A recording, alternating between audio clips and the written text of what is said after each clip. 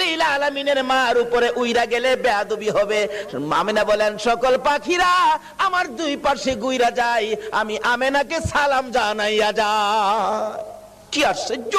আমেনা বলেন আচ্ছা কি আমি সন্তানের মা হব, আমার তো এমন কোনো অনুভব হয় না। আমেনা কয় একদিন গভীর রাত্রে নিরিবিলি বসে আমি দেখতেছিলাম পেটের সন্তান আছে কিনা।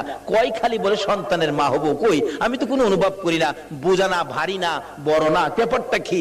একদিন লক্ষ্য করে পেটের দিকে তাকাইয়া দেখি পেটের ভিতর থেকে একটা নূরের জ্যোতি বাহির হইতেছে। আল্লাহু আকবার। এমন কড়া নূরের জ্যোতি যার দিকে আমি আমেনা চাইয়াই থাকতে পারি না। তখন থেকে মা আমেনা টেনশন করতেছেন, কবে জানি সন্তান ভূমিষ্ঠ হয়, কবে জানি সন্তান আসে, কবে জানি আমার সন্তান দুনিয়ার তার শিবানে। আমি কাকে বলবো?